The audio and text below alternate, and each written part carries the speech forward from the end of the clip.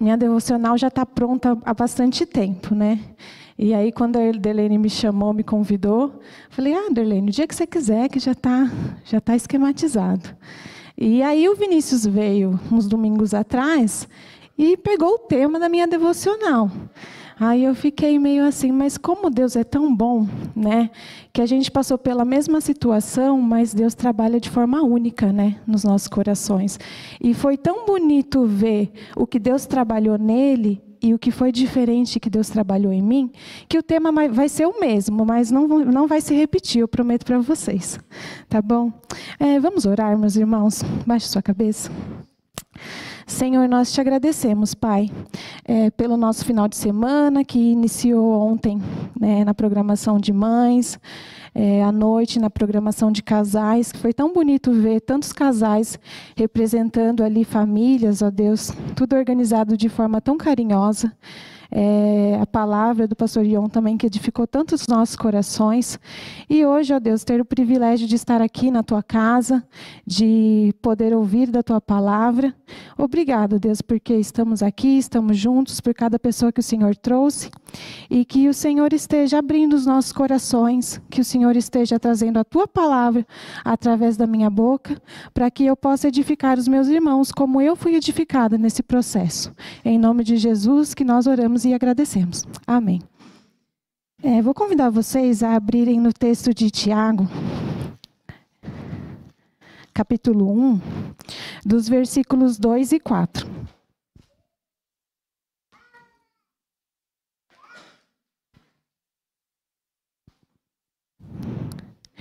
Meus irmãos, tende por motivo de toda a alegria o passardes por várias provações, sabendo que a provação da vossa fé, uma vez confirmada, produz perseverança.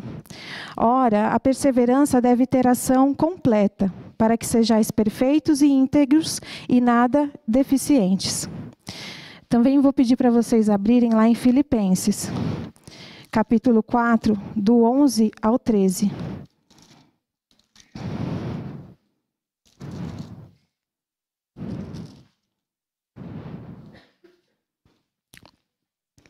Digo isso não por causa da pobreza, porque aprendi a viver contente em toda e qualquer situação.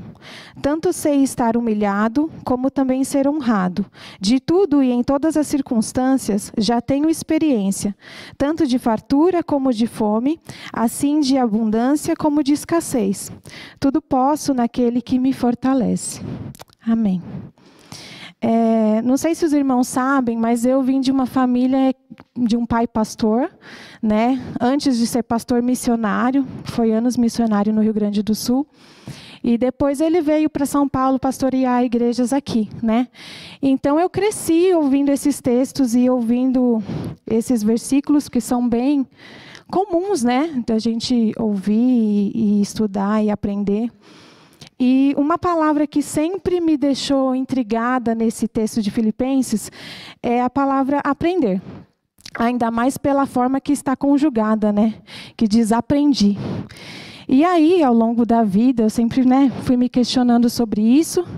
E depois me tornei pedagoga, né? E percebi muito mais na prática como se dá esse processo de aprendizado, principalmente com as crianças, né?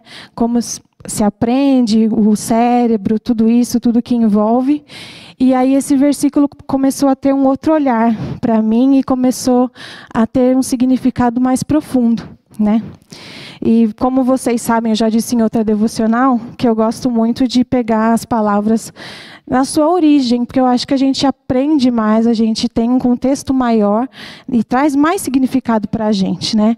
Então, não vou dar aqui a aula do Dumbra, nem do Cassoli sobre grego, mas eu trouxe um pouco o que essa palavra aprender significa, né?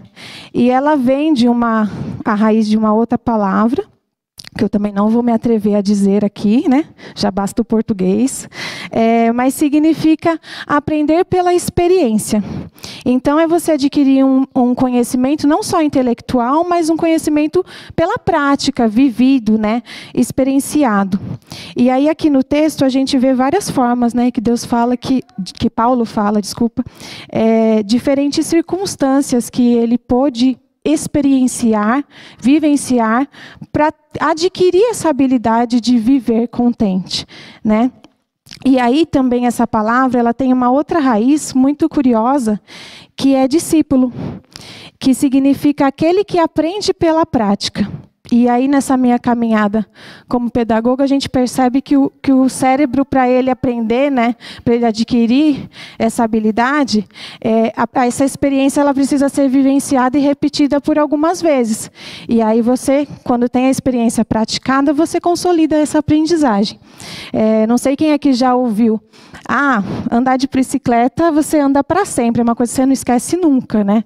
Eu cresci ouvindo isso. Olha, aprende a andar de bicicleta que você não vai esquecer jamais. Outras coisas também, né? Tocar um instrumento, cozinhar um bom arroz soltinho. Ou até eu que aprendi a fazer um pudim sem furinhos e nunca mais teve furinhos. Então, são coisas que o nosso cérebro consolidou essa aprendizagem pela repetição. E aí, lá no texto também de Tiago, ele fala uma outra palavra, se quiser colocar aí, Jô, perseverança. Que o significado também é permanecer firme debaixo do peso. É a capacidade de suportar e continuar crendo e caminhando, mesmo nos momentos de pressão, de dor ou de dificuldade. E a gente sabe que essa força ela não vem de nós, né? Ela vem do Senhor, como está lá em Filipenses, a gente acabou de ler, né? Tudo posso naquele que me fortalece. E por que eu estou falando tudo isso? Quando a gente é exposto a algum desafio, a gente vive, a gente erra, a gente repete, depende de Deus do processo, e depois a gente consolida aquilo que a gente aprendeu, né? E esse aprendizado se torna parte do que a gente é. Então, quando a gente passa por alguns vales difíceis, Deus nos dá aprendizagens permanentes, que ficam gravadas como vitória e maturidade na nossa vida espiritual. Eu digo isso porque, pode pôr aí, Jô, a foto.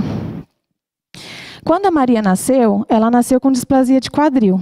Vocês podem ver aí, coisa mais linda. Ela usava esse suspensório todos os dias, 24 horas, e foi durante 3 meses.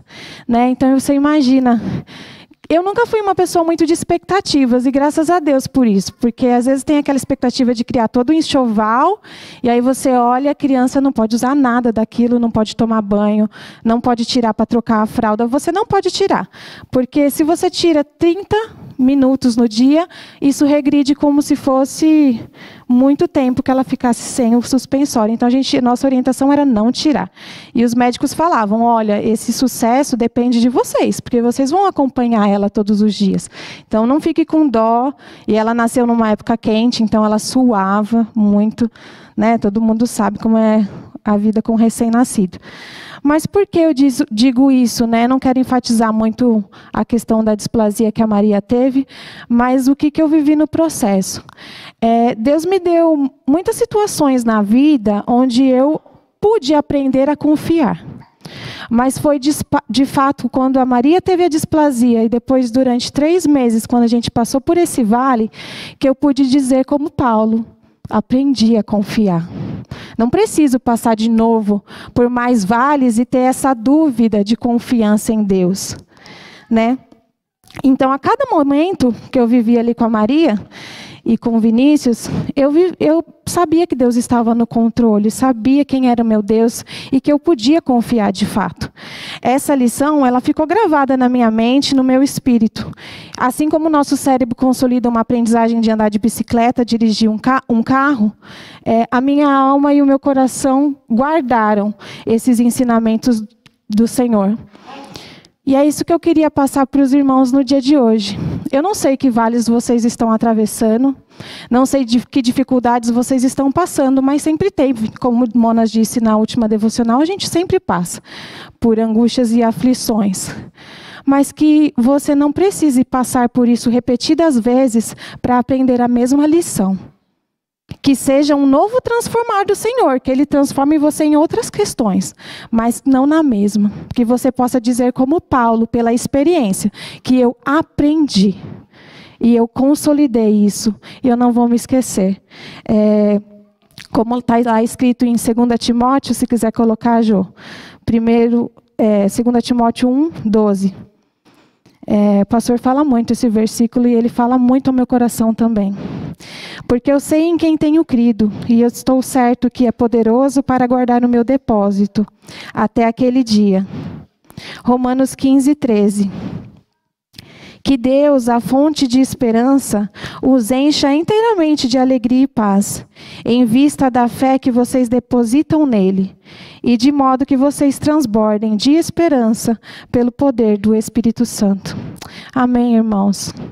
Essa mensagem que eu queria trazer, que Deus possa abençoar a vida de vocês e que vocês também possam dizer um dia, como Paulo, aprendi, não sei.